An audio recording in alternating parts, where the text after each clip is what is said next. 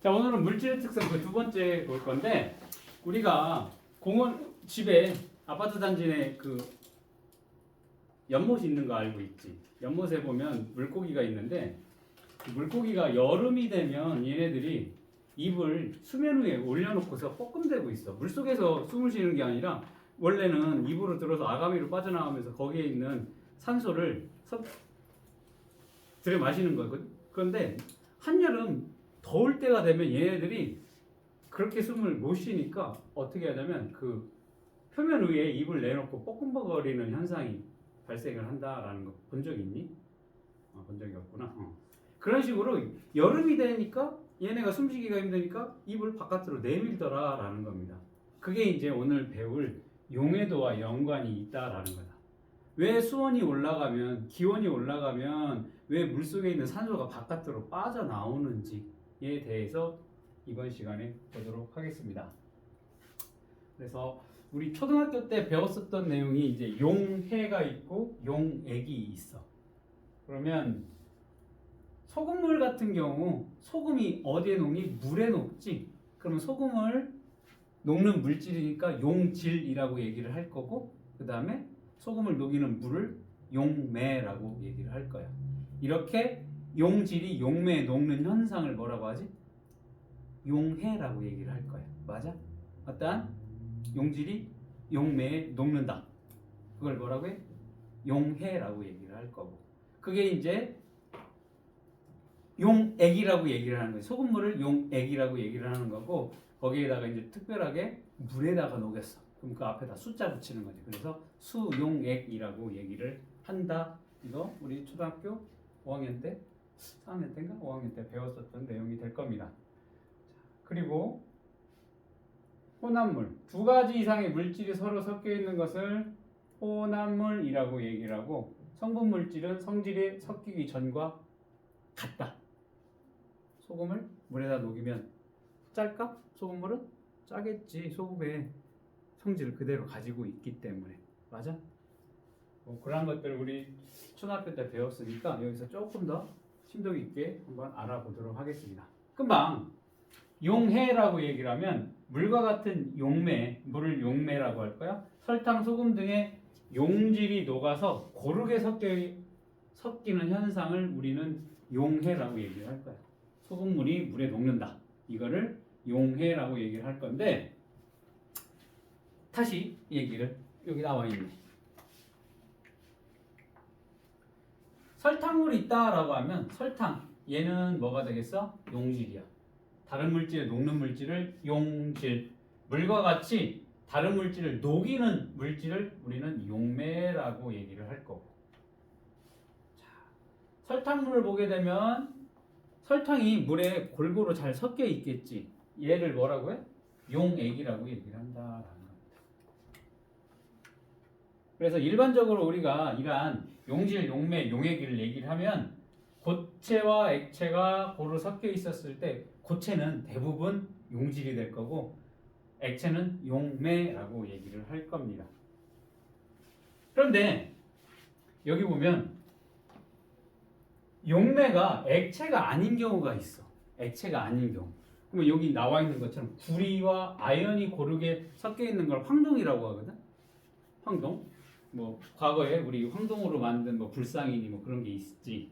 그러면 둘 다 구리라는 애가 그다음에 아연이 섞여 있어. 그럼 하나에 섞이게 되면 둘 다 고체인데 누가 용매냐라는 거지. 양이 많은 애가 용매야. 양이 적은 애를 용질이라고 이렇게 구분을 지은다라는 것도 그냥 참고적으로 알아두면 좋을 것 같아. 공기도 보면 공기에는 제일 많은 부분을 차지하는 게 질소라고 했어. 질소가 이제 78%. 그 다음에 산소가 21%. 그 다음으로 하는 게 아르곤. 그 다음에 뭐 이산화탄소 있어. 잘 안 헤어지지. 아르곤 0.93% 있고 이산화탄소 0.03% 있어. 그러면 이렇게 여러 가지 물질들이 섞여서 공기가 만들어지게 되면 여기서 제일 많은 부분을 차지하는 게 뭐야? 질소니까 질소가 뭐 용매가 되겠고 나머지 애들이 용질 이렇게 구분을 지을 수 있다. 다 기체인 경우에도 뭐 그런 경우 알아두면 될 것 같습니다.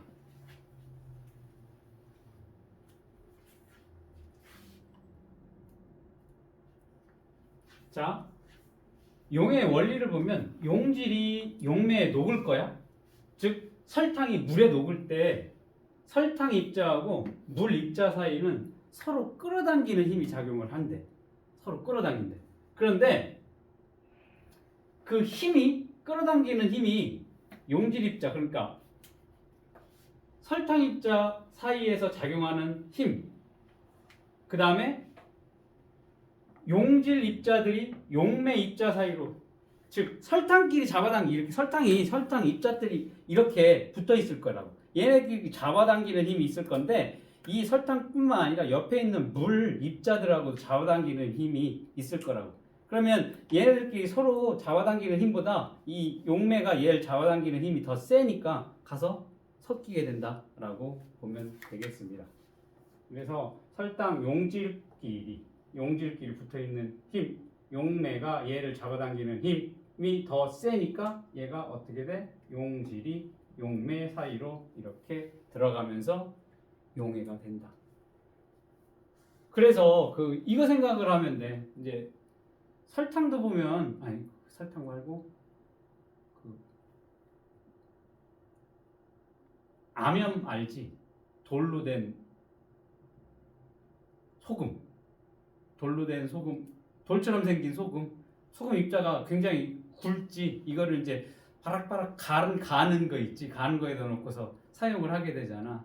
그러니까 원래 크기는 소금이 선생님 머리만한 것도 팔고 하더라고 인터넷에. 거기에서 불판 모양으로 돼서 그 불판에 직접 가열을 해서 고기를 구워 먹는 불판도 있어 소금이.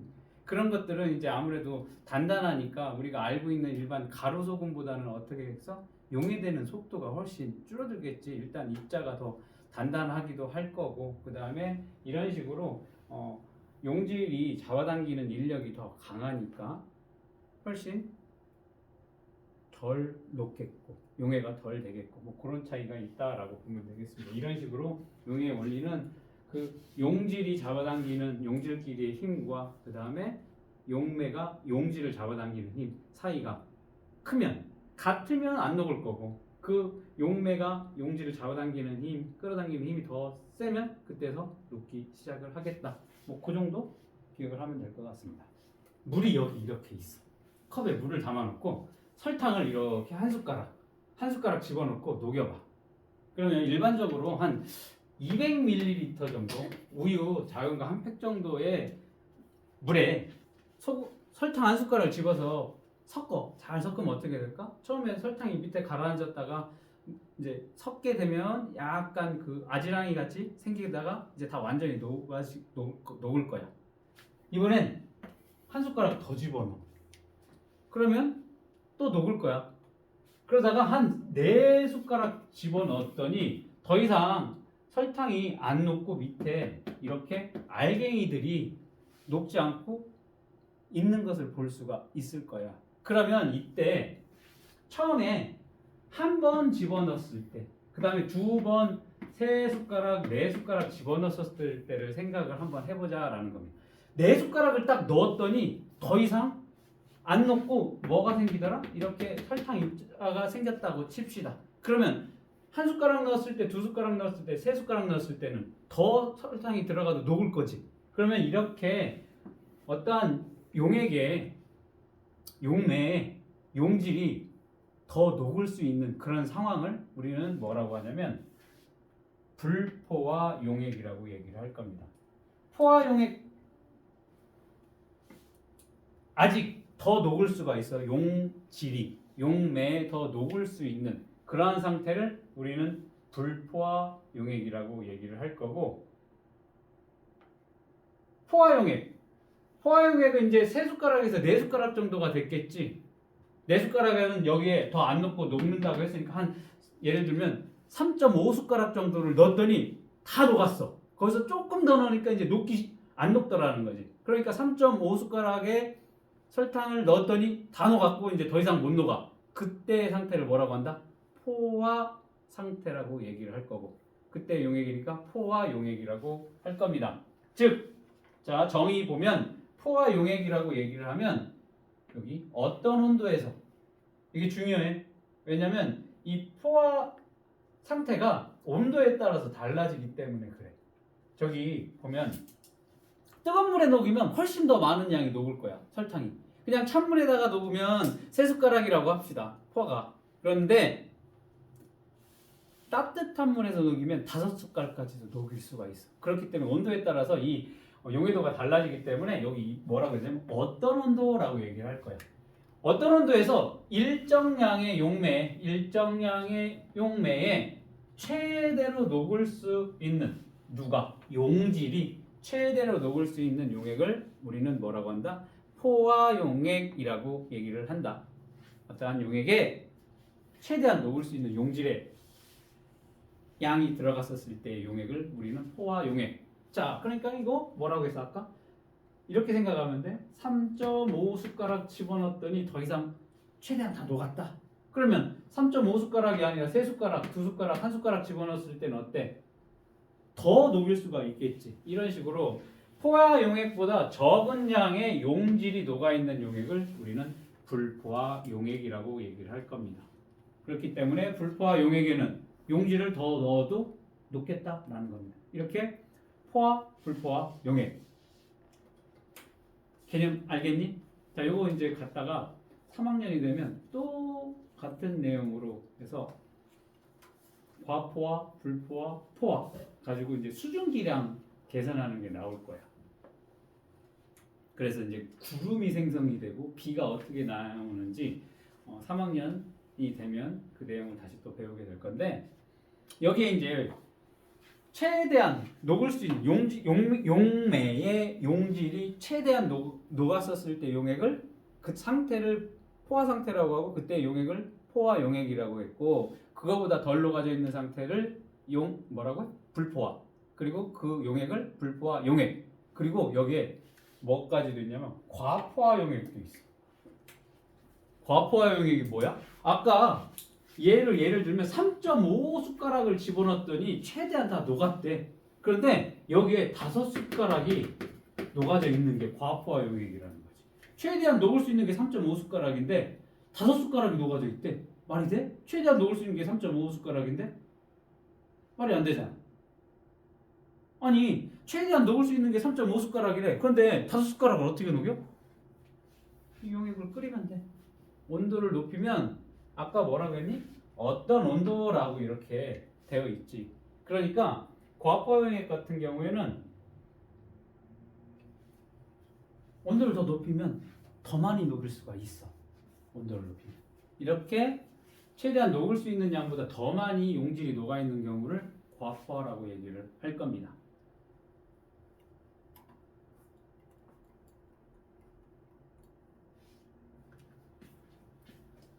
그리고 오늘 수업에서 제일 중요한 이제 용해도가 나올 거야.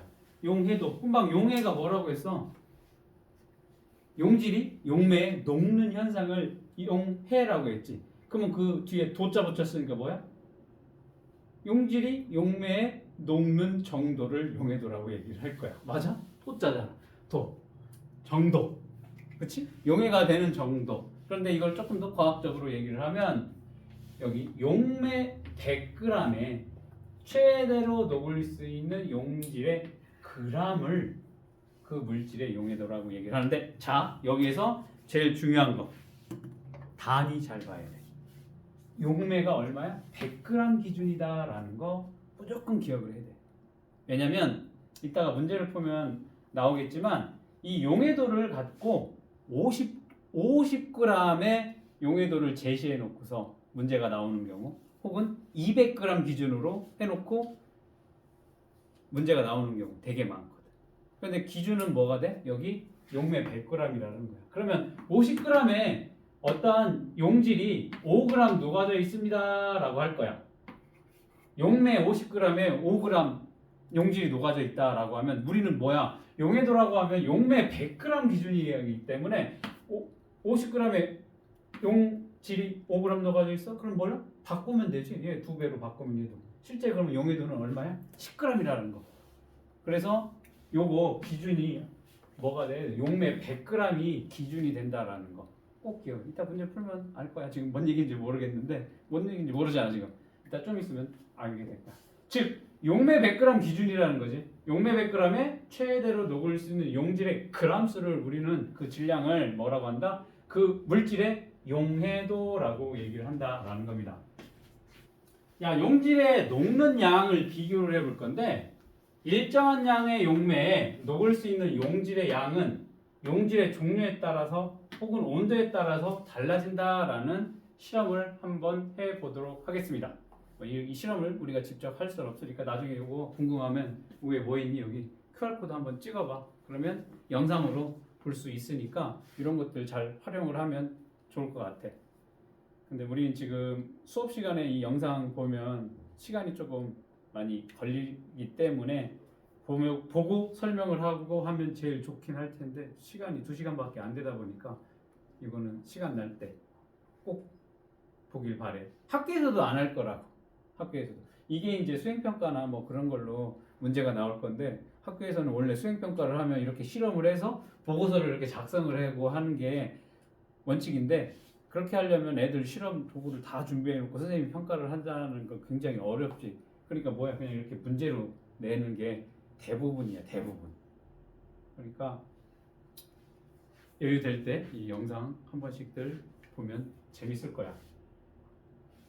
여기 보면 물 10g이든 3개의 시험관에 각각 질산칼륨을 3g, 5g, 7g 즉 일정한 양의 용매 물 10g에 용질의 양을 3g, 5g, 7g 다르게 해서 이렇게 장치를 해놓는데 밑에 뭐가 있니? 핫플레이트가 있는 가열 장치가 있지. 밑에 끓일 수가 있어. 그래서 물에다가 넣고서 뭐라니? 물중탕으로 끓일 수 있는 장치를 할 겁니다.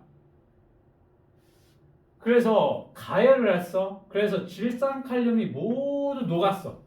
그러면 얘를 끌 거야. 그러면 가열 장치를 끄면 이제 식겠지. 여기에 물이 식겠지. 그래서 관찰을 했더니 이 밑에 뭐가 생기냐면 고체가 생기기 시작했을 때 물 온도를 측정을 한번 해보자라는 겁니다. 그리고 첫 번째 실험은 이렇게 질산칼륨으로 해보고 그 다음에 두 번째 실험은 황산구리로 실험을 똑같이 해볼 거야. 그러니까 물 10g에 황산구리 3g, 5g, 7g을 넣고 끓이고 다시 또 식히고 같은 방법으로 질산칼륨하고 황산구리를 한번 실험을 해봤어. 그랬더니 결과가 어떻게 나왔냐면 자, 질산칼륨이 3g, 5g, 7g 넣었을 때 고체가 생기기 시작한 온도가 3g은 21도, 5g은 33.1도, 그 다음에 7g은 42.8도. 자, 같은 물질인데도 불구하고 고체가 생기기 시작한 온도가 다르다라는 것을 알 수가 있어. 자, 그 다음 여기 황산구리를 가지고 똑같이 3g, 5g, 7g 해봤더니 3g엔 43.2도, 5g엔 71.7도, 7g엔 92.8도. 자, 여기도 보니까 그람수, 질량에 따라서 고체가 생기기 시작한 온도가 다 다르다라는 거 알 수가 있겠고 여기는 질산칼륨이고 여기는 황산구리잖아. 그러면 같은 3g, 3g 보자라는 3g, 3g 봤었을 때 고체가 생기기 시작한 온도가 어때? 지우야? 다르지? 물질의 종류에 따라서 이 온도가 다르다. 5g도 마찬가지야. 33.1, 여기 71.7도 다르다라는 걸 알 수가 있어. 두 가지 뭐야? 같은 물질이라도 양에 따라서 고체가 생기기 시작한 온도가 다를 거고 종류가 달라. 용질의 종류가 다르니까 당연히 같은 양이다 하더라도 뭐야? 고체가 생기기 시작한 온도가 달라지게 된다라는 거야. 맞아? 줄지 마. 안 살아요. 자, 그러면 정리를 한번 해봅시다. 그대로 질량 3g, 5g, 7g 그리고 그 고체가 생기기 시작한 온도를 이렇게 넣고 이런 그래프가 나타났어. 그래서 질산칼륨과 황산구리 이런 그래프가 나타난 걸 볼 수가 있습니다. 그냥 그대로 갖다가 여기 가로축 온도, 세로축 질량이니까 그냥 넣고 연결만 하면 되겠습니다. 자, 일정한 온도에서 일정량의 용매에 녹을 수 있는 용질의 양은 일정하며 온도가 높아지면 고체의 용해도도 커진다라는 것을 알 수가 있습니다. 쉽게 바꿔서 생각을 하면 20도씨에서는 이만큼 녹고 30도씨에는 얘만큼 녹고 40도씨에는 얘만큼 녹는다라는 거예요. 같은 물질인데도 불구하고 온도가 용매의 온도가 높아지니까 어때? 녹는 양이 많아지게 된다고. 너 왜 울고 있어? 어? 왜 울어? 아니 하품해서. 하품해? 감동이야? 아니요. 눈물을 그렇게 뚝 흘리고 있어? 자, 이 황산구리도 봅시다. 보니까 3g, 5g, 7g 어때? 온도에 따라서 여기 35도일 때, 그 다음 여기 한 72도일 때, 그 다음 90 몇 도일 때 녹는 양, 온도에 따라서 용질의 녹는 양이 달라진다라는 거 알 수가 있습니다. 그런데 예를 들어서 질산칼륨이 최대로 7g이 녹았었을 때 온도가 40 몇 도야. 그런데 황산구리는 얼마니? 7g 녹을 때 90 몇 도가 되지. 즉 물질의 종류에 따라서 일정한 양, 같은 양, 지금 10g의 용매에다 녹았으니까 일정한 양의 용매에 최대로 녹을 수 있는 용질의 양이 다르다라는 거지. 질산칼륨하고 황산구리가 다르다라는 거예요. 그러니까 결론만 얘기를 하면 이 용해도라고 하는 거, 용매 100g에 녹을 수 있는 용질의 그람수인 용해도는 뭐가 되겠다? 물질의 특성이 된다라는 겁니다. 자, 그러면 지금 물질의 특성 계속 얘기를 하지. 지난 시간에 밀도 얘기를 했고, 끓는 점 했고, 녹는 점, 어는 점 얘기를 했고, 오늘 지금 용해도. 용해도도 물질의 특성이 되겠다. 그러니까 쉽게 말하면 육안으로 지난번 시작할 때 뭐라고 했니? 똑같은 백색에 어떠한 결정이 있어. 백색 가루야, 둘 다. 이거 뭔지 모르겠어. 그럼 뭐 하라고 해서? 겉보기로 보라고. 결정이 어떤지. 그래도 모르겠어. 그럼 어떻게 해야 돼? 맛을 봐야 돼. 이게 마약인지 뭔지 어떻게 알아? 맛을 볼 수가 없지. 응? 근데 가루는 냄새가 웬만하면 잘 안 나. 정제를 잘 해놓으면. 그래. 그럼 어떻게 돼? 녹여봐. 녹는 점을 알아보는 것도 되겠지. 그러면 여기처럼 용해도를 한번 비교를 해서 다르다. 용해도가 다르다. 그러면 얘는 같은 물질이 아니다라는 거 알 수가 있어. 왜? 용해도는 물질의 특성이기 때문에 그렇다라는 걸 알 수 있는 탐구가 되겠습니다. 그래서 이제 이거 팁이냐? 용질의 용해도 구하기야. 고체가 생기기 시작했을 때 고체가 생겨난 거야. 고체가 생겨났다는 얘기는 더 이상 녹을 수가 없는 거지. 최대한 녹을 수 있는 포화 상태라고 얘기를 할 수가 있겠습니다. 그래서 고체가 생기기 시작한 온도에서 물 100g에 녹인 용질의 질량을 구하면 그게 용해도를 측정하는 방법이 되겠다. 자, 예를 들면 42.8도에서 물 10g에 최대로 녹을 수 있는 질산칼륨의 질량은 7g이다 라고 해. 자, 여기 잘 봐. 42.8도에서 물 10g에 최대로 녹을 수 있는 질산칼륨의 질량이 7g이야. 자, 그러면 얘 용해도 구하라고 하면 용해도는 뭐가 기준이라고 했지? 100g, 용매 100g 기준이라고 했으니까 물 여기 10g에 용질이 7g 들어갔어. 그러니까 이걸로 100으로 바꿔줘야겠지. 물 100으로 바꾸면 곱하기 10. 그러니까 질산칼륨은 얼마가 되겠어? 곱하기 10 하니까 70g까지 녹을 수 있겠다라는 거야. 그러니까 42.8도씨에서 물 100g에 대한 질산칼륨 용해도는 얼마가 돼? 70이 되겠다라는 겁니다. 이런 식으로 이거 어렵지 않잖아. 산수 중에 산수인데 물 10g에 얘가 7g 녹는다고 했으니까 용해도는 100g 기준이 돼야 된다고 했어. 그러니까 10씩 곱해주라고. 물 10 곱하면 기준 용해도의 기준 물 100g에 질산칼륨 얼마? 70g 녹는다고 최대한. 이게 이제 용질의 용해도를 구하는 방법이 되겠습니다. 밑에 탐구하기 문제 해봅시다. 위 탐구에 대한 설명으로 옳은 것, 옳지 않은 것. 온도가 높을수록 질산칼륨과 황산구리의 용해도가 커진다. 녹을 수 있는 용질의 양이 온도가 높아질수록 더 많아지니까 맞는 얘기가 될 거고, 그 다음에 33.1도에서 질산칼륨의 용해도는 5이다.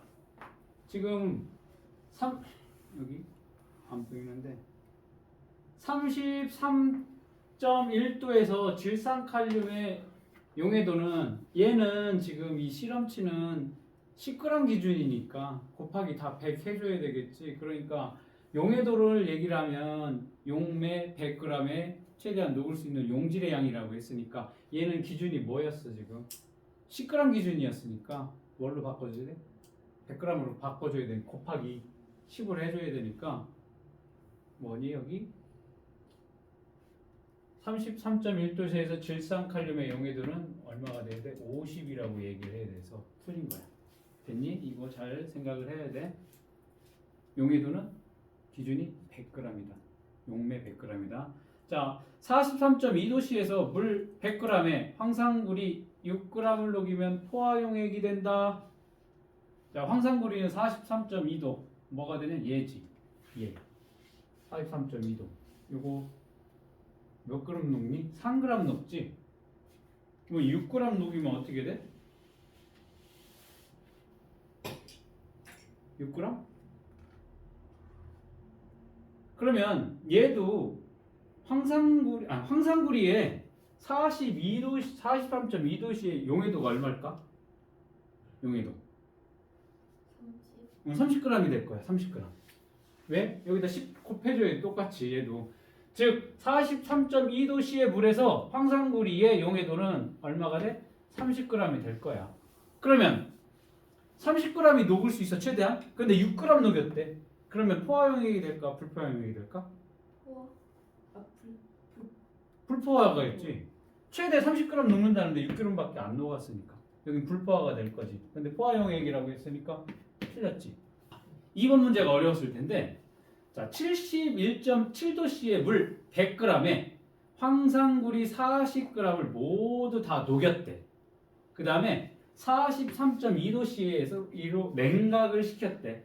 이때 석출되는 황산구리의 질량은 몇 g이냐라고 하는데, 자, 여기 석출이라는 개념이 되어 있어. 석출. 이게 이제 뭘까라고 해서.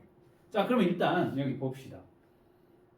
71도씨에서 황산구리의 용해도가 얼마지? 71도씨에서 황산구리의 용해도.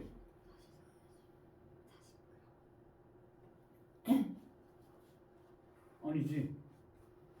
71.7도씨에서 황산구리의 용해도는 얼마야? 50g이야. 맞잖아. 50g이야. 71.7도씨에서 50g이야. 그러면 얘를 몇 도씨? 43도. 43.2도씨에서의 황산구리의 용해도는 얼마야?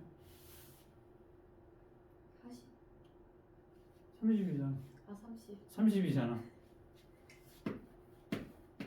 이건 이해되니? 지금 선생님이 얘기한 거 요거 있지? 71.7도씨에서 황산구리의 용해도는 50g이고 43.2도씨에서 황산구리의 용해도는 30g이다. 이건 이해돼? 네. 이건 이해돼? 자, 그럼 그대로 갖다가 여기 적용을 시킬게.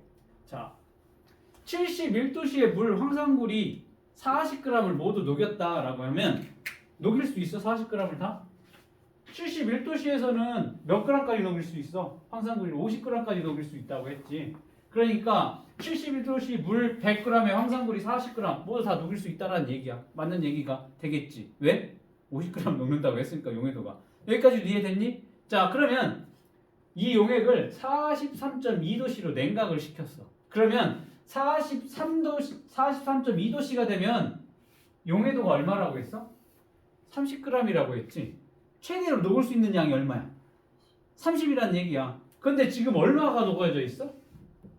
40이 녹아져 있는데 온도를 낮췄더니 43.2도씨에서는 30g밖에 못 갔는데, 내가 가질 수 있는 건 봐봐 이거야. 내가 선생님이 이렇게 3개를 가지고 있다가 팔이 두 개밖에 없잖니. 그럼 두 개밖에 못 갖잖니. 그럼 아까 세 개 가지고 있으면 어떻게 되겠어? 누가 세 개를 줬어. 그러면 하나는 못 갖겠지. 내가 가질 수 있는 양이 두 개밖에 안 되니까. 그럼 하나는 포기해야지. 이건 못 갖지. 맞아? 그럼 여기도 마찬가지야. 아까 40g이 들어 있었어. 뭐 온도가 높을 때는 왜 온도가 높아지면 용해도가 커지니까 가지고 있었는데 온도를 낮췄대. 여기 71도씨에서 43도로. 근데 43도는 얼마밖에 못 가져? 30g밖에 못 가져.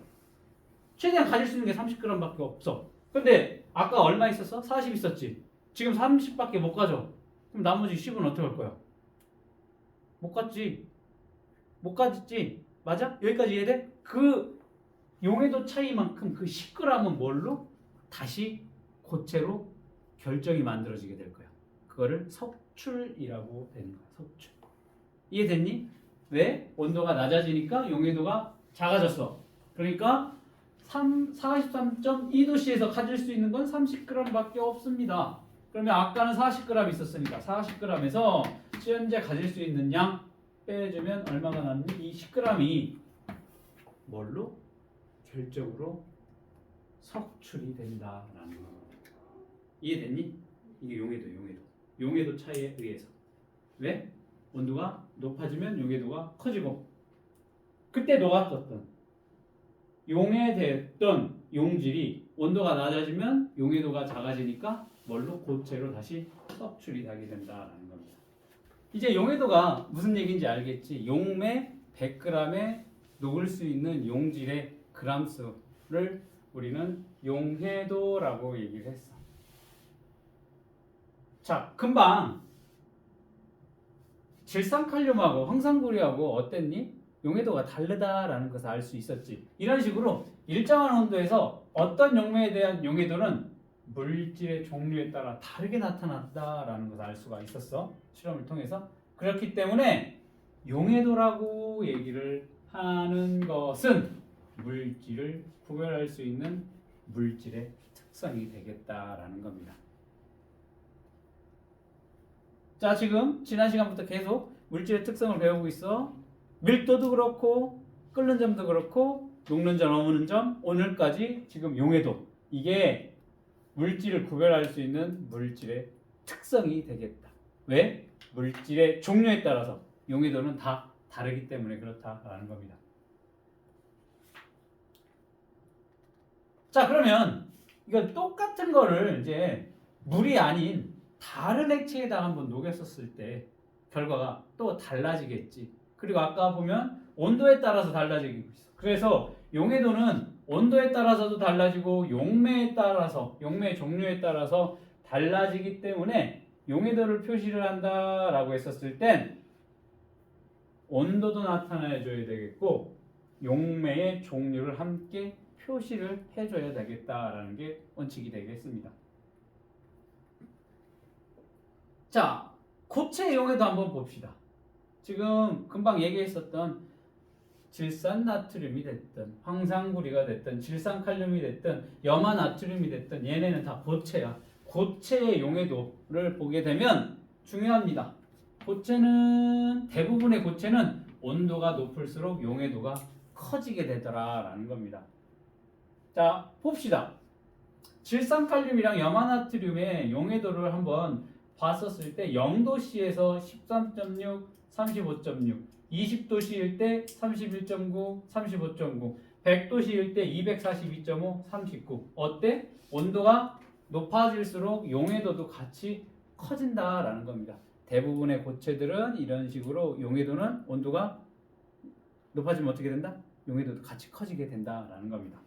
자, 그러면서 오늘 배운 것 중에 제일 중요한 게 이거 용해도 곡선이에요.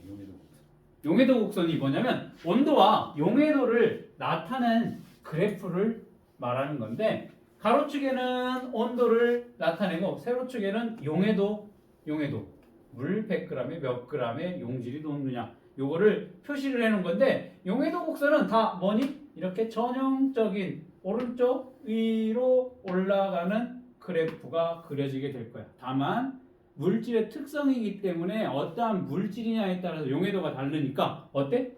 기울기가 큰 애가 있고 기울기가 작은 애가 있다라는 거, 그렇게 기억을 해두면 되겠습니다. 자, 그러면 자, 얘를 봅시다. 황산구리지 얘가? 황산구리의 용해도 곡선이 이렇게 나타나요. 그러면 40도씨에서는 뭐 30g 정도가 높고 60도씨에서는 40g 높고 이 용해도 곡선인 거야. 여기에서 보면 아까 포화용액, 불포화용액 얘기를 했었지. 이 용해도 곡선 위에 여기에 있던 용해도 곡선 위에 접하는 이 점점점점이 됐다라고 하면 그 용액의 상태는 포화 상태라고 얘기를 할 거고, 그거보다 밑에 여기 위치하고 있다라고 하면 불포화 상태가 된다. 즉 여기 지금 위치하고 있으면 용질이 더 녹을 수 있다라는 거야. 여기에 위치하고 있어. 최대한 용질이 최대한 지금 용매에 녹아져 있다. 용매 100g에 녹아져 있다. 자, 그럼 여기에 녹아져 있어. 과포화 상태라고 보면 되겠습니다. 용해도 곡선 상에서 곡선 위에 있으면 포화 상태, 밑에 있으면 불포화 상태, 위에 있으면 과포화 상태다라는 거 기억을 해두면 되겠고, 금방 전에 용해도 곡선 기울기를 얘기를 했는데 여기에서 지금 기울기가 제일 큰 애가 누구니? 얘지. 질산칼륨. 즉 얘는 온도에 따른 용해도의 변화가 제일 큰 애가 될 거야. 그에 반해서 여기 염화나트륨 같은 경우는 거의 뭐 여기 가로쳐 가고 평행하지. 얘는 온도에 따라서 100도씨가 됐든 20도씨가 됐든 이 용해도 차이가 작은 애들이야. 자, 이런 식으로 용해도 곡선의 기울기를 가지고 기울기가 크냐? 온도 변화에 따른 용해도 변화가 크고, 기울기가 작다? 온도 변화에 따른 용해도 크기가 변화가 작다라는 겁니다. 그래서 이거를 이제 어디다 이용을 할 거냐면 여러 가지 물질들이 서로 섞여 있어. 예를 들어서 질산칼륨 이런 애들이 섞여 있다라고 했었을 때 얘네를 따로 분리를 해낼 때 이 용해도 차이를 이용을 할 거야. 왜냐면 다 섞은 상태에서 다 녹여놓고 이 가루가 지금 질산칼륨인지 염화나트륨인지 몰라. 그런데 얘가 섞여져 있어. 섞여져 있으면 어떻게 돼? 여기 100도씨의 물에다가 아니면 80도씨의 물에다 두 개를 다 넣어. 그리고 완전히 녹여. 그 다음에 온도를 어디로 낮춰? 여기 한 40도까지 낮춰보자라는 거야. 그러면 얘는 온도 차이가 얼마 안 되기 때문에 다 녹아져 있는, 염화나트륨 녹아져 있는데 얘 질산칼륨은 온도가 확 낮아지니까 이만큼 차이가 뭘로? 결정으로 석출이 될 거야. 그렇게 분리를 할 수가 있다라는 거야. 이런 식으로 용해도 차이를 이용을 해서 이렇게 섞여져 있는 혼합물들을 서로 분리를 하는데 사용을 한다. 나중에 배울 거니까 그냥 그 정도만 기억을 해두면 돼. 자, 높은 온도에서 예를 들어서 지금 80도라고 봅시다. 80도에서 황산구리를 포화시켰어. 즉 80도씨에서 여기 얼마니? 한 55g 정도 되겠네. 최대로 다 녹여놓을 거야. 55도, 80도씨에서는 황산구리가 55g 정도 녹는데, 그 다음에 얘를 냉각을 시킬 거야. 자, 얼마로 냉각을 시키냐면 40도씨로 냉각을 시켰다고 합시다. 그러면 40도씨에서 용해도는 얼마니? 30이잖아. 30g 녹는다고. 그러니까 처음에 아까 얼마니? 45g 녹아져 있는데 온도를 낮추니까 30g밖에 못 녹아, 용해도가. 그러면 여기 45g과 30g의 차이인 15g이 뭐야? 다시 고체로 석출이 되게 된다라는 겁니다. 그 얘기야.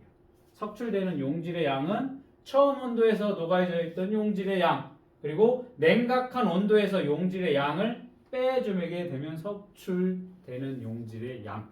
이거 무조건 시험에 나오는 문제가 될 거예요. 석출되는 양, 용해도 차이를 이용해서 석출되는 그 양을 구하라 라고 하는 문제가 무조건 나오게 될 거다라는 겁니다. 자, 여기 예를 들어서 60도씨의 물 100g에 질산칼륨 60도니까 이거 그대로 여기 올라가면 돼. 질산칼륨이 얘냐? 109.2g을 녹여.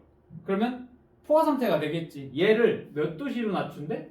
20도씨로 냉각을 했어. 그러면 이 질산칼륨이 20도씨에서는 지금 몇 그램 녹냐면 31. 여기 30g 조금 넘지. 31. 어디냐?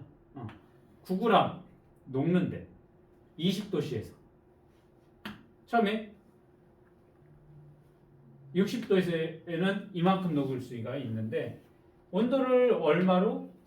60도씨에서 20도씨로 낮추게 되니까 용해도 차이가 이렇게 나니까 얼마? 109.2g이 녹아져 있다가 온도를 낮추니까 용해도가 낮아지니까 어떻게 되니? 얘밖에 못 녹는데 31.9g. 그럼 빼주면 되겠지. 뺐더니 77.3g. 얘는 고체로 석출이 된다 라고 하는 이런 식으로 석출량 구하는 문제가 꼭 나오게 될 거예요. 어렵지 않지? 표만 그대로 뭐 하면 돼? 볼 줄 알면 된다고. 맞아? 정해준 60도씨냐 그 다음에 몇 도씨로 냉각을 시키느냐 그것만 보고 나머지는 여기가 정확하게 수치가 안 나오면 여기에 표시를 따로 해줘. 얘네들이 제시를 다 해줄 거니까 그대로 읽고 뭐만 하면 돼? 빼주기만 하면 돼. 높은 온도에서의 용해도, 용질의 녹아져 있는 용질의 양, 그 다음에 낮은 온도에서의 용질의 양 빼주면 석출되는 용질의 양을 구할 수가 있다. 아까 고체의 용해도에서는 온도의 영향을 많이 받기 때문에 온도 표시를 해줘야 된다고 했고, 그 다음에 용매의 종류를 표시를 해야 된다고 했는데, 기체의 경우에는 기체의 용해도를 나타낼 때는 온도의 영향도 받기도 하고 압력의 영향을 크게 받아. 여기 크게라고 되어 있어요. 크게. 기체의 용해도는 온도의 영향도 받고 압력의 영향을 크게 받는다. 그렇기 때문에 기체의 용해도를 얘기할 때는 압력도 온도도 같이 표시를 해줘야 된다라는 겁니다. 압력이 압력. 기체의 용해도 먼저 온도랑 한번 비교를 해볼게. 기체의 용해도는 온도가 높을수록 작아지게 된다라는 겁니다. 이 얘기가 뭐냐면, 자, 어떠한 이거 좀 이따 해볼 건데 탄산수가 있어. 탄산수를 보게 되면 탄산수를 사이다를 갖다가 따라 놓고 하나는 햇볕에 놓고 하나는 그늘에 놓고 발생되는 기포양을 한번 보자고. 그러면 어디에서 기포가 많이 생기는지 알아? 따뜻한 곳에 놔뒀을 때 기포가 많이 생긴다고. 그러면 여기에 녹아져 있던 탄산이 바깥으로 빠져나오는 거지. 용해도니까 기체의 경우로 생각을 하면 용해도가 크다라고 하면 바깥에 있는 여기에 있던 탄산 기체들이 용해도가 크면 여기 뭐야? 여기 물에 녹아져 있겠지. 많이 녹아져 있겠지. 이 안에 많이 있겠지. 그게 용해도가 큰 거야. 그러면 용해도가 작아지면 어떻게 되겠어? 바깥으로 빠져나온다는 거야. 그러니까 얘를 어떻게 컵에다가 따라 놓으면 거품이 뽀글뽀글 올라온다고. 그거는 왜 그러냐면 용해도가 낮아졌기 때문인데 먼저 온도부터 생각을 해보자라는 거야. 온도를 자 높은 온도, 낮은 온도 이렇게 따로 따뜻한 곳에 차가운 곳에 두게 되면 얘는 용해도가 낮아지니까 바깥으로 빠져나오는 거야. 용해도가 크면 여기 안에 머물러 있는 거고. 그러니까 높은 온도면 여기가 거품이 막 생겨나가지고 바깥으로 막 빠져나오는 현상이 나타나게 된다. 그럼 낮은 온도에서는 용해도가 어떻게 돼? 커. 용해도가 커지니까 그 탄산 기체들이 여기에 녹아져 있는 거지. 그러니까 여기에 거품이 조금 발생을 하게 된다. 그래서 탄산을 한번 따서 먹고 이 탄산이 오래 가도록 유지하기 위해서 뚜껑을 잔을 닫는 것도 마찬가지인데 어디다 보관을 해야 돼? 냉장고에 보관을 해야 된다는 거야. 그걸 따뜻한 곳에 바깥에다 놔두면 그만큼 용해도가 낮아지니까 바깥으로 빠져나오는 게 많다고. 그럼 나중에 짐짐해지니까 맛이 없지. 그래서 냉장고에 보관을 하는 것도 용해도를 뭐 하기 위해서? 높이기 위해서. 용해도를 높이는 거야. 높이는가? 이걸 자꾸 헷갈리는 거야. 용해도가 크다라고 하는 건 많이 녹아져 있는 거거든. 용해도가 작다라고 하면 어떻게 돼? 바깥으로 빠져나온다라는 거야.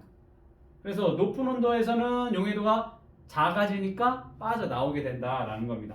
왜 빠져나오냐면 따뜻하니까 어때? 기체의 입자 운동이 활발하죠. 자, 입자라고 하는 것들은 온도가 낮으면 이렇게 조금 움직인다고. 근데 얘가 온도가 높아지면 막 움직여. 바깥쪽으로. 막 움직이다 보니까 어떻게 돼? 바깥쪽으로 빠져나가는 기체들이 많아지겠지. 높은 온도에서는. 낮은 온도의 탄산, 높은 온도의 탄산, 어디? 낮은 온도에 높은 온도의 탄산 기체가 더 많이 발생하게 된다라는 겁니다.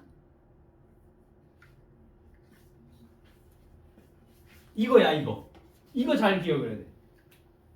자, 온도에 따른 기체의 용해도야. 온도가 여기 예를 들면 10도, 20도, 30도, 40도, 50도. 그러면 온도가 높아지니까 용해도는 어떻게 돼? 점점 작아지는 거야. 용해도가 작으니까 어때? 안 녹아져 있고 바깥으로 빠져나오게 된다라는 겁니다. 그 다음에 압력 얘기를 해볼게요. 다음 장에 압력 얘기가 있는데 기체의 용해도는 압력이 높을수록 기체 용해도도 커져. 왜냐면 여기를 누른다라고 보면 될 거야. 공기를 누르는 게 뭐야? 압력이 기압이 커지는 거잖아. 압력이 크게 되면 여기가 줄어들게 되면 여기 있던 입자들이 여기를 움직여. 막 움직이게 되는데 충돌하는 충돌하는 횟수가 더 많아지겠지. 여기가 좁아지니까. 그러니까 기체 입자가 어떻게 돼? 여기에 용액에 더 많이 녹아 들어가기 때문에 여기 기체 용해도는 압력이 높을수록 기체 용해도도 같이 커지게 된다라는 겁니다. 자, 그래서 이거 사온 거야, 선생님이. 자, 지금은 어떠니? 거품이 거의 발생하지 않아. 여기에 압력이 얼마냐면 2기압에서 3기압 정도가 돼. 압력을 높여놔서 여기를 어떻게 돼? 여기 있던 탄산 기체들을 여기에 많이 녹게끔 용해도를 지금 높여놓은 상태야. 그러면 얘를 탁 하고 열면 어떻게 될까? 소리 나지. 치 하고 소리 나지. 왜 소리가 나? 여기는 압력이 높고 바깥은 압력이 낮으니까 여기 있던 기체가 압력 차이 때문에 그 소리가 나는 거지. 그러면 지금 얘는 2기압이라고 했어. 바깥은 1기압이야. 그러면 압력이 낮아지지. 압력이 낮아지면 어떻게 된다고? 용해도는 작아진다. 용해도가 작아지니까 여기 있던 녹아져 있던 기체가 바깥으로 빠져나오게 된다라는 거야. 그러면 열어볼게. 그럼 열면 얘가 뭐가 나와야 돼? 기포가 발생을 해야 되겠지. 한번 열어볼까?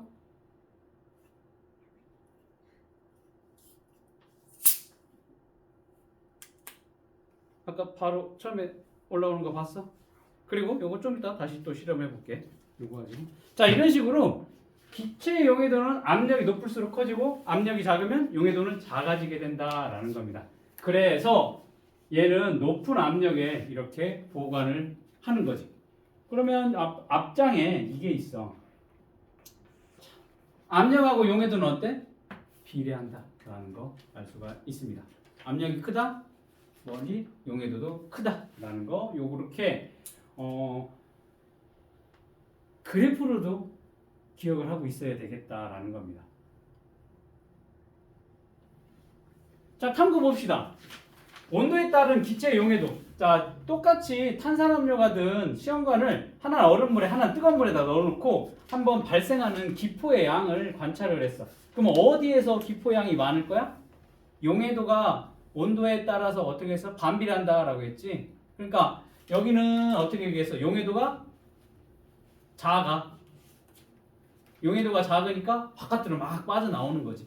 얘는 얼음물이니까 온도가 낮으니까 어때? 용해도가 커. 그러니까 아직도 여기에 머물러 있는 거지. 그러니까 거품이 기포가 얘가 훨씬 더 많이 생기게 된다라는 겁니다. 자, 여기 압력에 따른 기체 용해도. 자, 금방 그 선생님이 했던 이 감압용기 여기에다 넣고서 기포 양을 관찰을 해볼 거야. 그럼 어떻게 될까? 어떻게 될까? 자, 여기 공기를 빼내면 압력은 낮아지게 될 거야. 압력을 낮아질 거야. 공기 양을 빼내게 되니까. 그럼 압력이 낮아지면 압력과 기체의 용해도는 뭐라고 해서 비례한다고 했지. 비례한다고 했잖아. 그러면 압력이 낮아지면 용해도도 어떻게 되겠어? 낮아지겠지. 그러니까 어떻게 되겠어? 여기에 거품이 생겨나는 현상이 나타나겠지.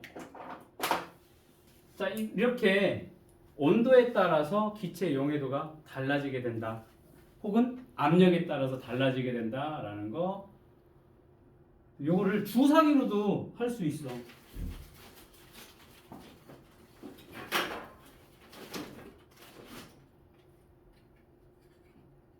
이 주사기에 똑같이 여기에다가 뭘 집어넣고 탄산을 집어넣고 여기를 막은 다음에 누르게 되면 어떻게 되겠어? 압력이 커지게 되겠지. 압력이 커지면 어떻게 돼? 압력이 커지면 용해도도 커지게 될 거니까 거품이 잘 안 나올 거라고. 그런데 이 상태에서 넣고 막은 다음에 당기면 어떻게 될까? 여기는 압력이 낮아지니까 기포가 더 많이 발생이 된다라는 거. 똑같은 감압 용기로 쓰느냐 아니면 이렇게 일반적인 뭐라고 이게 주사기를 사용해서도 똑같은 현상을 관찰할 수 있겠다라는 거예요. 그래서 탄산음료는 온도가 낮다, 압력이 높을수록 이산화탄소 기체 용해도가 커지기 때문에 뚜껑을 어떻게 돼? 반드시 콱 닫아서 냉장고 보관을 하는 게 오랫동안 마실 수가 있다. 나중 되면 뭐니? 설탕맛밖에 안 나지. 탄산의 톡 쏘는 맛은 없지. 그럼 맛이 없지. 자, 요거까지만 하고 쉴 건데 이 용해도에 관련된 현상이 뭐냐라는 겁니다. 자, 추운 날씨에 지금 집에 꿀 있는 거 한번 확인해봐. 요즘 날씨가 좀 추우니까 꿀이 원래는 약간 노르스름한 그런 약간 투명하면서 노르스름한 그런 특유의 색깔이 있는데 겨울이 되면 온도가 낮아지니까 외부 온도가 낮아지니까 얘가 설탕처럼 딱딱하게 굳어지는 현상이 나타나게 된다고. 그게 왜 그러냐면 용해도 때문에 그래. 온도가 낮아지니까 용해도가 어때? 감소를 하지. 그러니까 얘가 흰색 결정이 생기는 거야.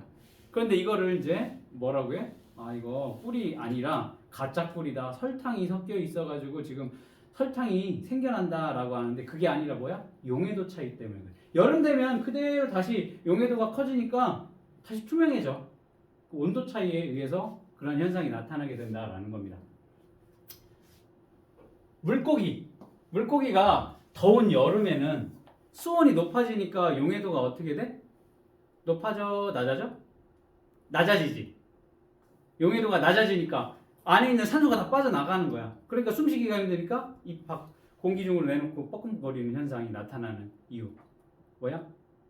기온이 올라가니까 수온이 올라가? 그러면 용해도는 어떻다? 기체 용해도는 낮아지게 된다라는 겁니다. 산소의 용해도가 낮아지니까. 물의 온도가 높을수록 홍차가루의 용해도가 커져. 그러니까 아이스티 탈 때 어떡하니? 찬물에다가 그냥 타면은 한참 저어야지. 그러니까 밑에 조금 뜨거운 물 넣고서 아이스티 집어넣고 녹인 다음에 이제 찬물 집어넣고 얼음 집어넣고 그런 식으로 하는 게 훨씬 빠르게 아이스티 가루를 녹일 수가 있다라는 겁니다. 용해도 차이를 이용한 거야. 그 다음 깊은 바닷속 잠수부가 빠르게 수면으로 올라오면 수압이 급격히 낮아지면서 혈액 속에 녹아져 있는 질소기체 용해도가 작아서 기포가 발생하고. 이게 뭐냐면 자, 우리는 이 지상에서는 산으로 올라가면 올라갈수록 기압이 낮아지지. 그런데 물속으로 들어가면 수압이 물이 누르는 힘이 10m 들어갈 때마다 1기압씩 커져. 그러면 지금 여기 땅이 1기압이라고 했잖아. 10m 물속으로 들어가면 2기압이 돼. 20m 들어가면 3기압이 돼. 이렇게 10m 들어갈 때마다 물이 누르는 힘이 세져. 그러니까 뭐냐면 우리가 잠수부라고 하면 깊은 곳까지 들어갔어. 한 30m 30m 들어갈 수 있나? 들어갈 수 있겠구나. 마스크 쓰고 들어가면 되니까. 그렇게 산소호흡기, 질소통 메고서 들어갔어. 그러면 기압이 높지. 기압이 높으니까 수압이 높지. 누르는 힘이 세니까 어떻게 되겠어? 기체 용해도가 커져 작아져? 커지겠지. 그러면 그 질소가 어디로 들어가면 사람의 그 혈관 속으로 들어가 있어. 그러다가 이제 급작스럽게 올라오는 거야. 그럼 어때? 수압이 낮아지지. 그러면 아까는 용해도가 컸는데 갑자기 위로 올라오게 되면 수압이 어떻게 돼? 낮아져? 그러면 용해도는 어떻게 된다고 했어? 용해도도 같이 낮아진다고 했어. 그러면 혈액 속에 녹아져 있던 그 질소 기체가 갑자기 바깥으로 막 빠져나오는 거야. 빠져나오려고 하다가 어때? 혈액이 이동하는 걸 막아버리는 거야. 그 질소 기체들이. 그러니까 어때? 아프지. 막 머리 아프고 호흡곤란 오고 그다음에 막 굿도 나오고 심한 경우에는 사망에 이를 정도로 그게 이제 잠수병이지. 잠수병. 그러니까 어떻게 하니? 올라올 때 바로 올라오지 않고 한 2m 올라와서 거기서 조금 기다렸다가 또 몇 미터 올라와서 기다렸다가 이렇게 적응을 시켜가면서 천천히 올라와야 되지. 그 급작스럽게 올라오면 이제 위험하니까. 이게 뭐야? 잠수병인데 뭐와 연관이 되어 있어? 수압과, 그러니까 압력과 기체의 용해도 차이에 의해서 나타나는 현상이 이런 게 있겠다라는 겁니다. 어떤 온도에서 용매 100g에 최대로 녹을 수 있는 용질의 질량을 뭐라고 하니? 용해도라고 하네. 용해도. 물질의 종류에 따라 그 값이 달라. 물질을 구별할 수 있는 물질의 뭐라고 해? 특징이 되겠다. 고체의 용해도는 대부분 온도가 높을수록 커질 거고, 기체의 용해도는 온도가 언제 커질까? 용해도가 언제 커져? 온도가 낮을수록, 압력이 높을수록 커지게 된다. 요거 두 개 꼭 기억을 해둬야 되는 개념이 되겠다. 잠깐 쉬었다가 순물질, 혼합물 얘기를 해보도록 하겠습니다. 자, 순물질과 혼합물, 먼저 순물질 봅시다.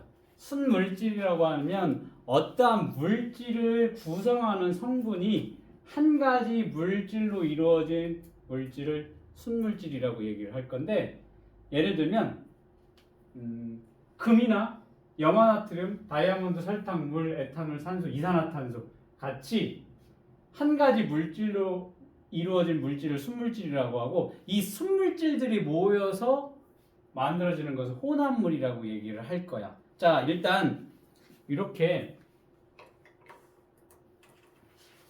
어떤 물질을 얘기를 했었을 때 순물질과 혼합물로 이렇게 구분을 할 건데, 순물질이라는 혼합물은 순물질들이 모여서 순물질과 순물질을 서로, 혹은 순물질 여러 가지의 순물질들이 두 개 이상 섞여져 있는 물질을 혼합물이라고 얘기를 할 거야. 혼합물, 뭐를 혼합시켜놨어? 순물질들을 여러 개 혼합을 시켜놓은 게 혼합물이고, 순물질이라고 하는 것은 한 가지 물질로만 이루어진 애야.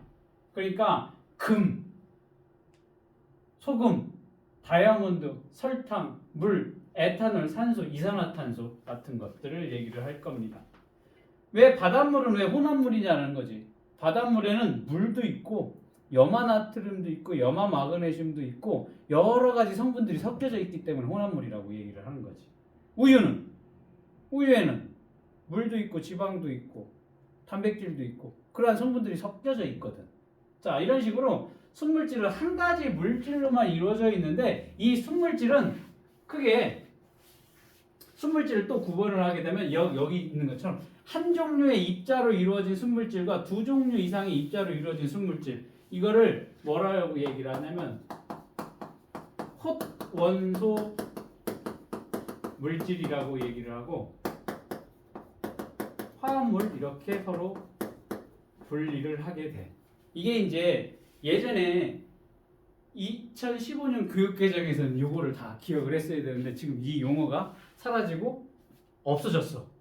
그런데 학교에서 어떻게 할지 모르겠어. 뭐 똑같을 거야. 여기 보면 한 종류의 입자로, 즉 구리라고 하는, 산소라고 하는, 금이라고 하는, 이런 식으로 뭐 원소 기호로 얘기를 하면 나중에 이제 마지막쯤 해가지고 원소 기호를 배우게 될 건데, 뭐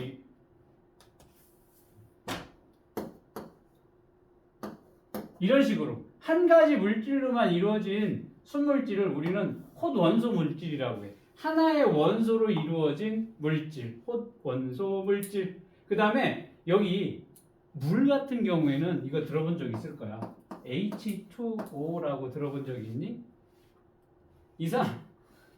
이산화탄소 CO2라고 한 적 들어본 적 있니? 자, 그러면 NaCl이라고 해서 소금 들어본 적이 있니? 없구나. 자, 이런 식으로 여기 H는 수소라고 얘기를 해. 하이드로전 약자야. 그 다음에 O는 옥시전이 뭐야? 산소.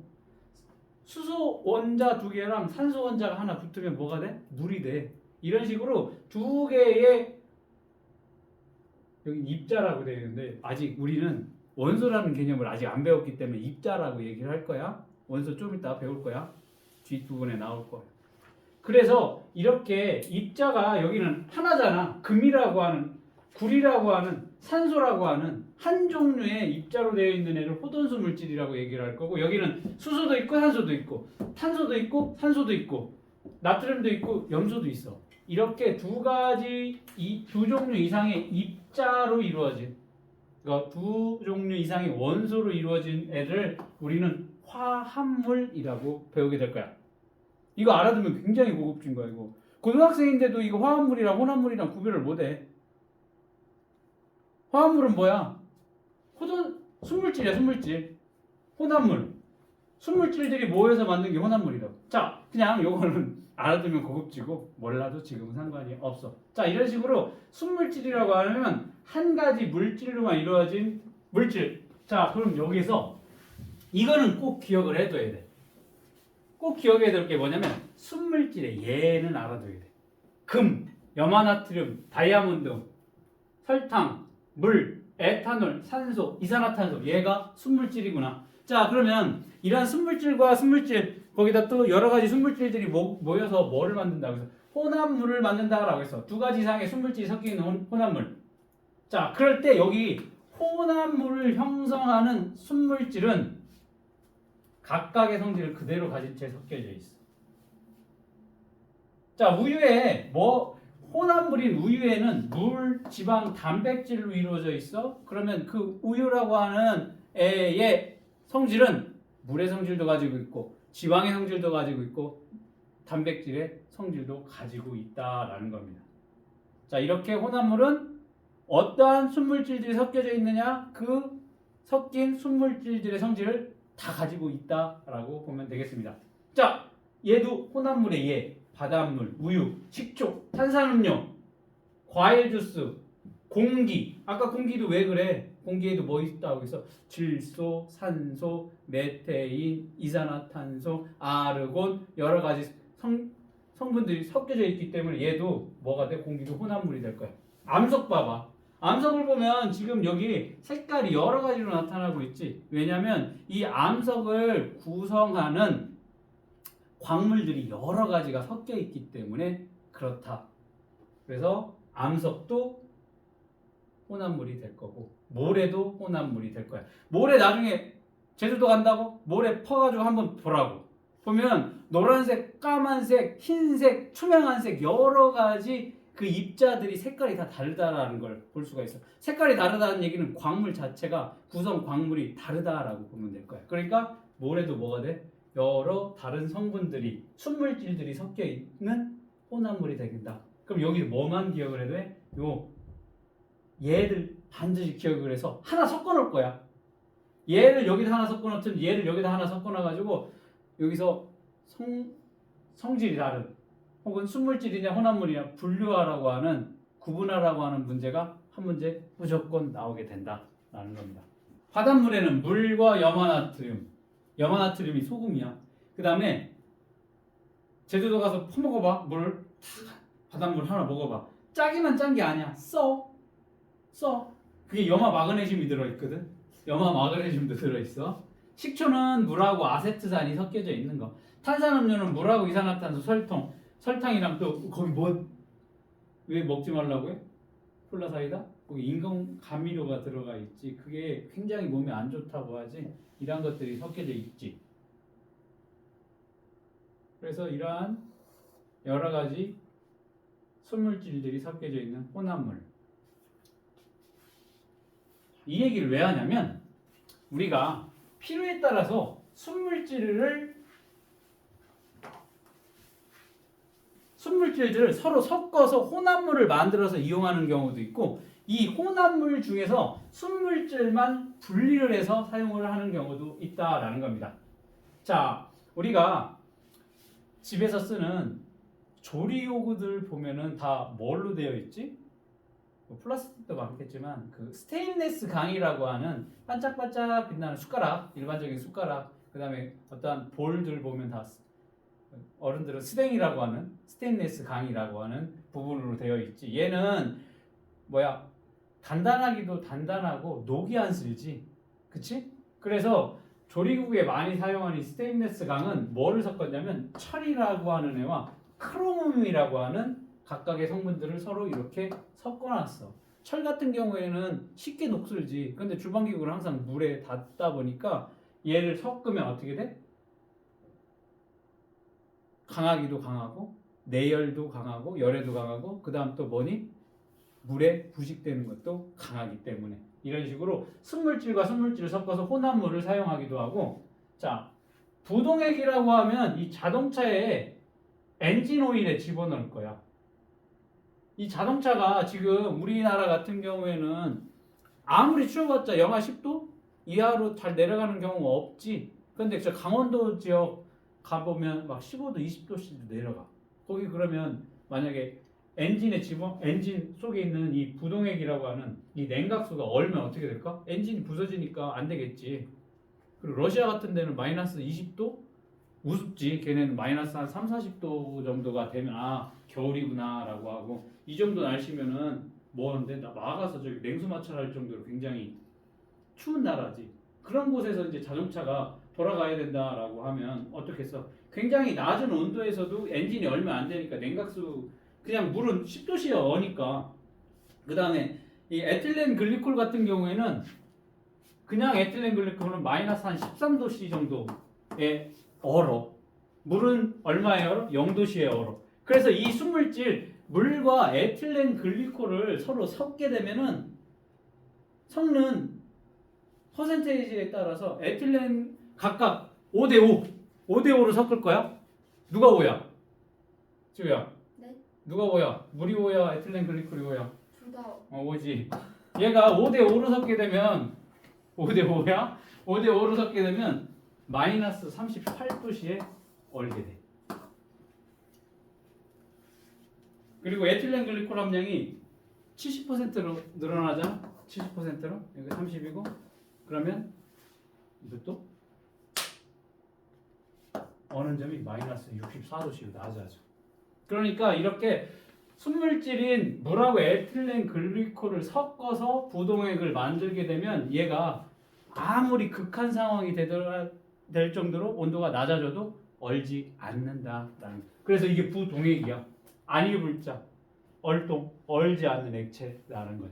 이런 식으로 순물질과 순물질을 섞어서 혼합물을 만들면 우리가 이런 식으로 어느 점을 바꿔서 사용하는 경우도 있겠고, 그 다음에 반대로 혼합물이 있어.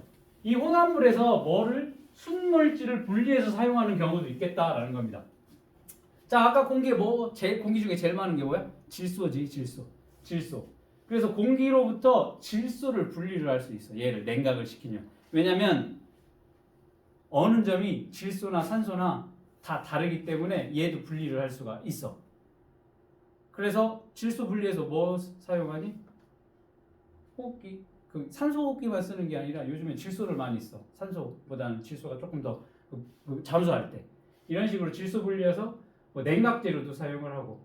그 다음에 여기 보면 공기로부터 산소 분리해서 우리가 순수한 산소 이용을 하기도 하고. 자, 이런 식으로 공기 뭐가 돼? 혼합물이지. 여기서 순물질 분리해서 우리가 사용을 할 수 있겠다라는 겁니다.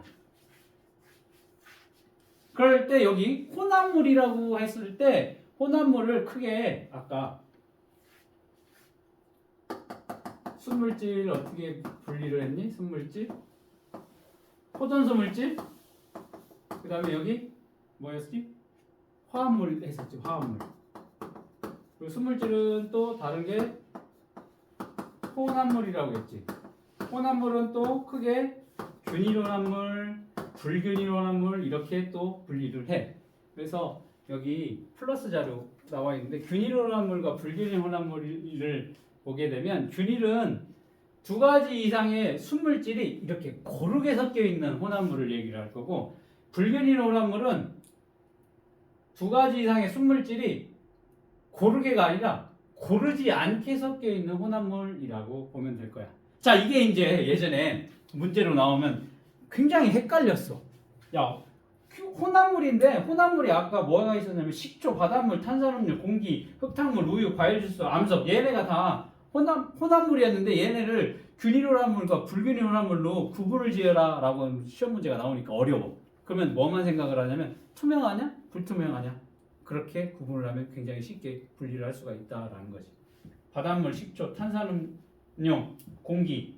탄산음료에는 일부 환타같이 콜라같이 색소를 집어넣어서 그 색소 색깔이 나는 거지. 그랬기 때문에 여기 균일혼합물은 우리가 육안으로 봤었을 때 비교적 투명해. 불균일혼합물 봅시다. 흙탕물 보면 어때? 까매고 그냥 놔두면 어때? 밑에 가라앉아.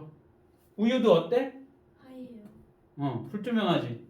과일 주스도, 암석도 보면 다 균일하지가 않아. 암석도 보면. 그렇기 때문에 균일혼합물과 불균일혼합물을 구분 지을 때도 투명하냐? 투명하지 않냐? 그렇게 구분을 지으면 훨씬. 자, 우리가 밀도, 끓는 점, 녹는 점, 용해도 이게 뭐라고 했어? 물질의 특성이라고 얘기를 했지. 이 물질의 특성이 순물질인 경우에는 이 밀도, 끓는 점, 녹는 점, 용해도가 순물질은 일정해. 그에 반해서 혼합물은 순물질들을 어떻게 섞느냐, 혼합 비율에 따라서 물질의 특성이 달라지게 된다라는 거예요. 즉, 밀도, 끓는 점, 녹는 점, 용해도가 혼합물은 달라지게 된다. 이게 순물질하고 혼합물을 구별하는 방법이야. 앞에서 배웠던 물질의 특성이 순물질은 같아. 그렇지만 혼합물은 달라지게 된다라는 게 가장 큰 특징이 되겠습니다. 그래서 이게 순물질이냐 혼합물이냐 구별하려면 뭐를 이용하면 돼? 물질의 특성을 이용을 하면 순물질과 혼합물을 구별할 수가 있겠다.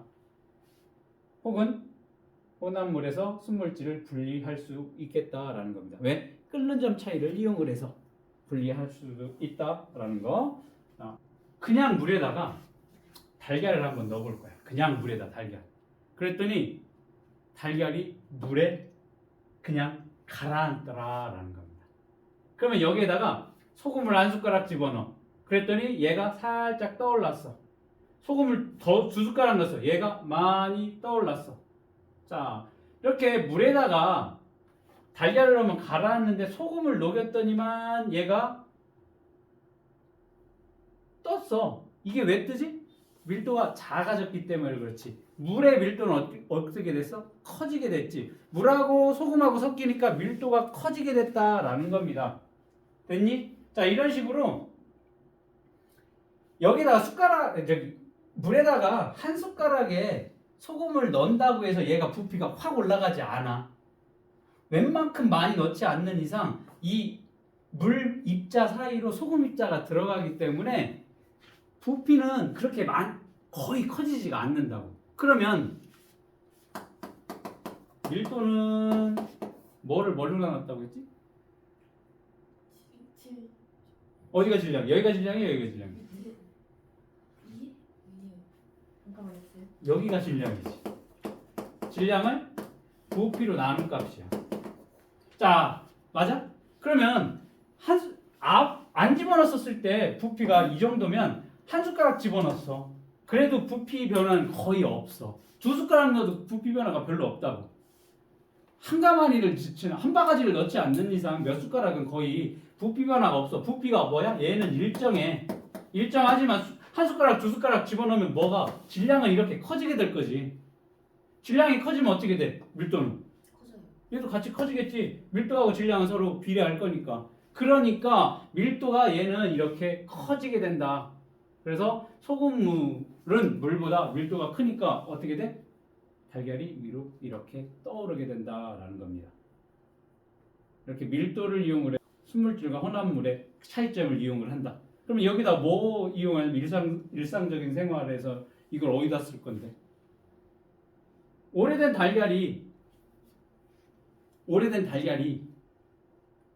달걀을 보면 이 안에 끝에 이렇게 공기구멍 있는 거 아니? 달걀을 삶으면 끝에가 한쪽은 이렇게 뾰족해. 한쪽은 뾰족하고 한쪽은 조금 이렇게 넓지. 이렇게 조금 평평하지. 그러면 이쪽 부분에 뭐가 있냐면 공기구멍이가 있어.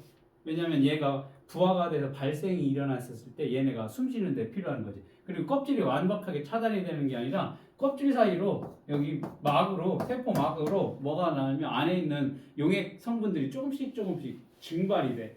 그래서 오래된 달걀 같은 경우에는 여기에 공기층이 커.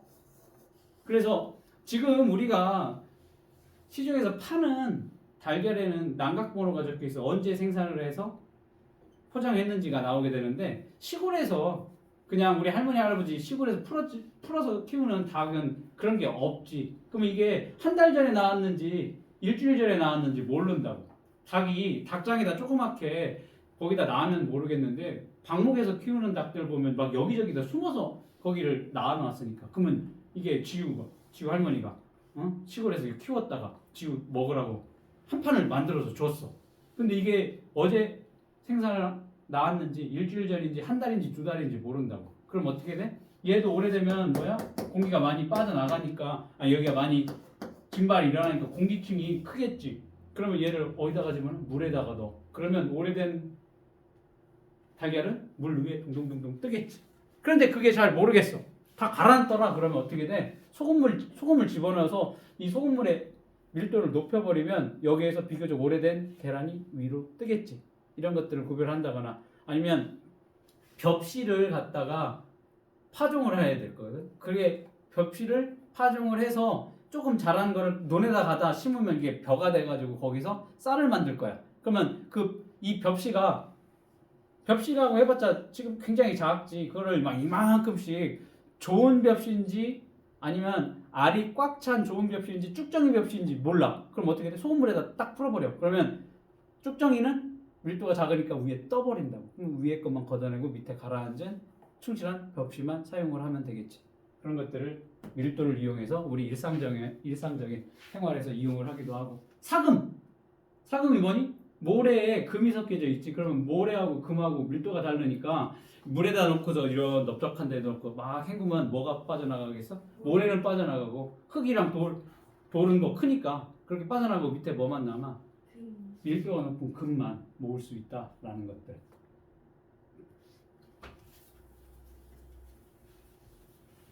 자, 끓는 점, 녹는 점 혹은 어는 점을 이용할 거야. 자, 순물질 같은 경우는 끓는 점과 녹는 점, 어는 점이 일정해. 그런데 혼합물은 끓는 점, 녹는 점이 일정하지가 않다라는 겁니다. 자, 예를 들면 물하고 소금물을 가열을 해보는 거야. 그러면 물은 딱 100도씨에서 끓으면 그냥 100도씨에서 계속 바글바글 끓어도 100도씨야. 이 순물질이기 때문에. 그런데 소금물 같은 경우, 이 혼합물의 경우는 소금 100도씨보다 더 높은 온도에서 끓고 끓으면 끓을수록 계속 물의 양이 줄어들면서 소금의 농도가 진해지니까 온도는 이렇게 올라가는 현상이 나타나게 된다라는 겁니다. 그러니까 달걀을 삶을 때 그냥 맹물에다가 달걀을 삶는 게 아니라 거기다 소금 한 숟갈을 집어넣고 삶는다고. 왜? 끓는 점이 높아진다고. 소금을 넣으면. 그러면 끓는 점을 왜 높여? 빠른 시간 내에 계란을 빨리 삶아내면 오랫동안 삶았지 않아도 되니까 어떻게 했어? 훨씬 더 맛있게 빨리 조리가 될 수 있다라는 거야. 그리고 라면 끓일 때 뭐부터 집어넣어야 돼? 스프. 물부터 집어넣어야지. 아. 물 집어넣고, 그치? 스프부터 집어넣어야 돼. 스프부터 집어넣게 되면 어때? 끓는 점이 높아지니까. 그 다음에 끓는 점이 100도씨에 끓을 때 라면 넣고 스프 넣고 하는 것보단 물이 끓을 때 스프부터 넣으면 온도가 더 올라가지. 100도씨 이상이 되니까 빨리 라면을 빠른 시간 내에 끓여낼 수가 있겠지. 그러면 뭐 어때? 불지 않은 맛있는 라면을 먹을 수가 있다라는 거. 그런 것들을 이용을 하는 거고. 그 다음에 물과 소금물의 냉각 곡선을 봅시다. 순물질인 경우에는 어느 점 0도씨에서 일정하게 유지가 돼. 그에 반해서 소금물 같은 경우는 어느 점이 더 낮아. 소금물은. 그래서 바닷물 어는 거 거의 못 봤을 거야. 우리나라에서 바닷물 어는 경우 선생님 한 번도 본 적이 없거든. 저쪽 어디냐? 북극, 남극이나 가야 얼지. 여기서는 바닷물이 얼지 않아. 왜? 일반적인 물이 아니라 혼합물이기 때문에 어는 점이 훨씬 내려가기 때문에 그렇다. 그래서 이렇게 소금물은 온도가 더 낮은 온도에서 얼기 시작하고 얼은 다음에서도 온도는 계속 이렇게 낮아지는 특징이 있습니다. 자, 요 근래에 지난번에도 한번 눈이 와가지고 여기 제설 작업을 하잖아. 세종시가 특별히 제설 작업을 굉장히 열심히 하지. 눈 조금 내렸는데 그냥 바닥이 하얗게 될 정도로 염화칼슘을 뿌리지. 염화칼슘을 뿌리면 얘가 어떻게 되는지 알아? 눈이나 얼음을 염화칼슘이 만나게 되면 녹는 점이 낮아져. 그러니까 이 0도가 되면 얼기 시작해야 되는데 녹는 점이 마이너스 10도까지 낮아져. 그러니까 아무리 추워도 그 눈, 얼음이 다 녹아서 그냥 물의 상태로 되어 있어서 얼음이 어는 것을 방지를 해주는 거에 요 염화칼슘이 하는 역할이 되겠다. 어는 점을 낮춰주게 된다라는 겁니다. 요거 한번 빌드업만 하고 끝내도록 하겠습니다. 한 가지 물질로만 이루어진 물질을 우리는 순물질이라고 한다. 두 가지 이상의 순물질이 섞여 있는 물질을 뭐라고 해? 혼합물이라고 한다. 염화나트륨, 공기, 물 중에 순물질에 해당하는 거 뭐가 되지? 물이랑 염화나트륨, 그렇지. 뭐라고? 염화나트륨. 혼합물에 해당하는 거? 공기. 공기가 되겠다. 여기 뭐라고? 염화나트륨. 물질의 특성이 일정한 것은 순물질이 될 거고 물질의 특성이 일정하지 않은 걸 혼합물이라고 할 겁니다.